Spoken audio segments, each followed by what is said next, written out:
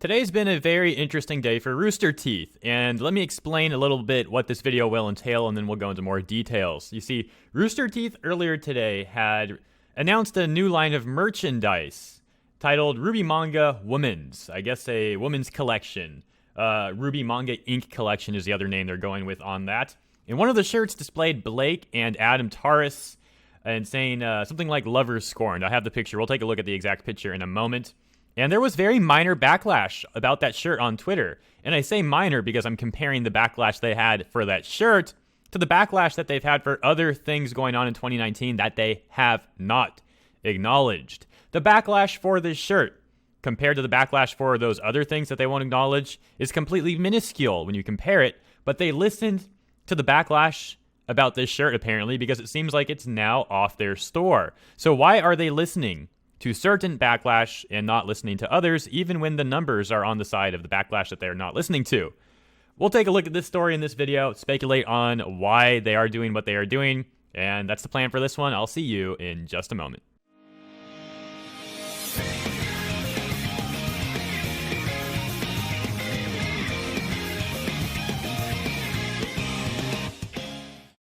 All right, welcome back. Let me show you the shirt. Take a look. So this is the one that they seem to have removed from the store. It's a simple shirt. You got Blake and Adam on it. Some text saying lovers quarrel crossed out. And this is the shirt. Had a little bit of backlash on Twitter. Not even that much. Little bit of backlash on Twitter. But they ended up listening to the backlash. And they seem to have removed the shirt from the store, as we've said. But it's interesting to me that they listened to this backlash within hours. This was maybe 3 hours after the backlash occurred that they removed it from the store. So it wasn't a lot of backlash.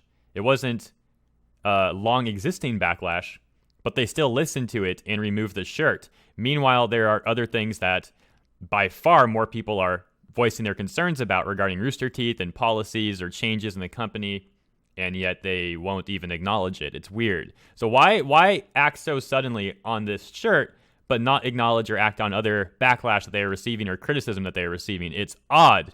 Let's look into some more details. The official Rooster Teeth store made a tweet promoting this merchandise, this line of merchandise that the Blake and Adam shirt was a part of. And here's one of the tweets that reads, "The future is female. Shop the all-new RWBY Manga Inc. collection for women."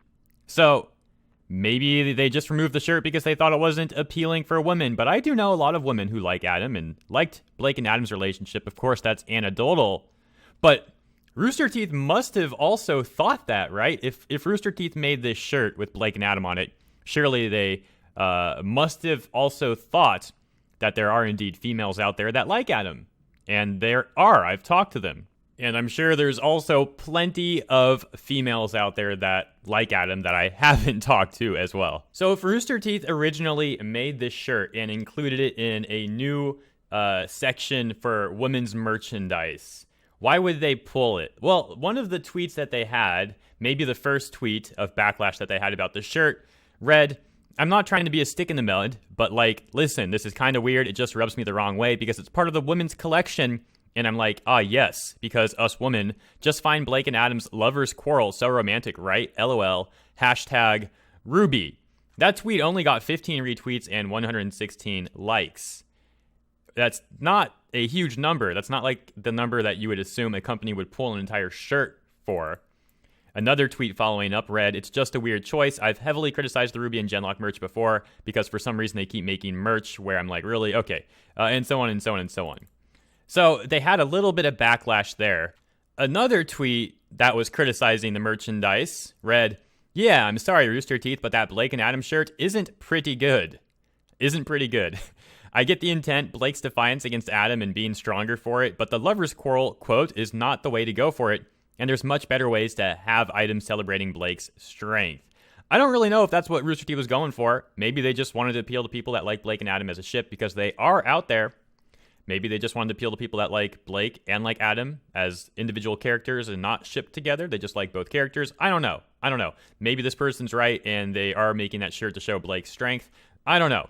I don't know Rooster Teeth's marketing mind, but what I do know is that they removed this shirt. That tweet that I just read had even less of a signal boost than the prior tweet did. Signal boost probably isn't the right term there, but whatever. 13 retweets, 47 likes is what that one had. So you have between those two less than 200 likes. And again, I'm just finding it interesting and odd that Rooster Teeth would remove this shirt with such little backlash going on there when they're not taking action on things that they're getting way more backlash for. And I'm talking about, thousands and thousands upon likes on a tweet or something like that. It's really incomparable. So why would Rooster Teeth make that decision? It's interesting. And that's part of why I'm making this video, to be honest, because I'm trying to figure that out while I'm recording this. And maybe you guys in the comments can also voice your thoughts on this. Why would Rooster Teeth remove this shirt and not listen to other backlash?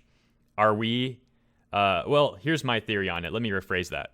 I'm thinking, what if Rooster Teeth has completely, entirely changed their target market?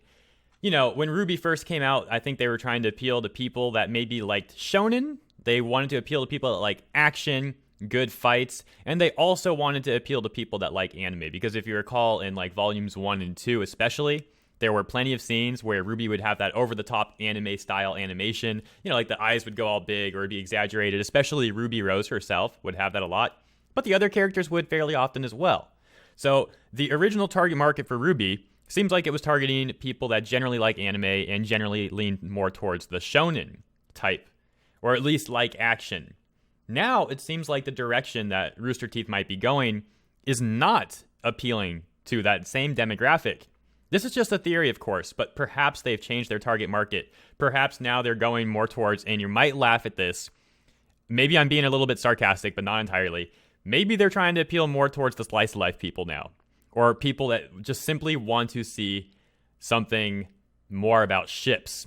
Maybe they're honestly appealing simply to the people that want ships in a show, and they're going to put the action in a back seat and go for an entirely different target market. Maybe they're also targeting a younger target market now. Maybe they think the younger people care more about the ships and more about like the, close connections and stuff like that. I don't really know what they're thinking. That doesn't even really make sense to me, to be honest. I'm just trying to figure out their take. That's certainly not my take. But what do you guys think about all of this? Do you think that could be it? Are they simply changing their target market?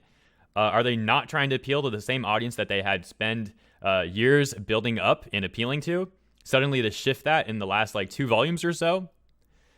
Let me know in the comments. Forgot to mention this one earlier, by the way, but apparently Rooster Teeth also deleted a tweet. The tweet that they were allegedly promoting that Blake and Adam shirt with. Apparently they also deleted that tweet. So, seems like it's pulled from the merch store. I mean, here's the merch, as you guys can see. You have that newest line of merchandise right at the top. That women's manga line, right? You can see all these different manga shirts. And you don't see the Blake and Adam one there. You just don't see it. So indeed, it looks like it is gone. Tweet removed. Shirt removed as well. I don't know, man. It's just weird to me. I could make a video that gets 100,000 views, providing legitimate criticism. I'm not cussing or anything. I'm giving very legitimate criticism and advice for the company, for the show. And I'm not getting paid by Rooster Teeth to give them my thoughts. It's just free stuff that I've collected from listening to people in the community and their complaints, my own complaints, and kind of formulating that into a single video. Gets 100,000 views or so. Rooster Teeth seems like they could care less. And a tweet gets 100 likes, and they take action within hours. So going back to what I was talking about, I guess maybe I'm just not their target market anymore. Maybe they don't want me to watch their show. And it's not just me, but anyone who's like me. Maybe we are not their target market anymore. They're not trying to appeal to us. They're not really listening to our complaints, or if they are, they just don't care about it. It's unfortunate, guys, but it's telling. I've been covering Rooster Teeth a lot in 2019 because there's been a lot of news surrounding Rooster Teeth, especially the last month. Lots of news, lots of bad stuff coming out about the company, lots of very fair criticism and good advice being given out that they seem to, it seems like that advice falls on deaf ears. And then here you have a very minor complaint that gets remedied within hours. So it's, in my opinion, quite telling of who they are trying to appeal to and who they simply just don't care about anymore. And as much as I would like to be hopeful for Volume 7, when I see the new writers that they're hiring, specifically one new writer that they hired, not going to get into that right now. Did a whole stream yesterday talking about various things with Rooster Teeth. That was one of the topics. Might do a stream about that later today. We'll see. But it's just very, very weird stuff. That's one example with the writer. This is another example with very much niche backlash that they're listening to and not listening to the more focused, broad backlash for other things. It's unfortunate. I don't want to keep rambling, though. I'm just disappointed, and I'm unfortunately more and more skeptical that Volume 7 will be a quality production, but we'll see how it all plays out. So again, as we wrap this video up, please let me know your thoughts in the comments below. What do you think about this? Why is RT being so selective? Let me know your thoughts in the comments below. And shouts out for the wonderful people who helped promote my last video over on Twitter. Lone Wolf McCude, Anime Tony, Lancaster Kid, Professo Chaos, Michael Rule, Random Fandom, and Super Saiyan High. Thank you guys for your assistance. It truly does help when the videos are shared. Thank you for that. Also, like button, all that jazz helps out. If you are not subscribed, subscribe, hit the notification bell. Thank you for your assistance, and if you'd like to do a bit extra to support the channel and the content that we are creating here, consider becoming a sponsor on Patreon, or just join the Discord server if you'd like to hang out. Links for all that in the description.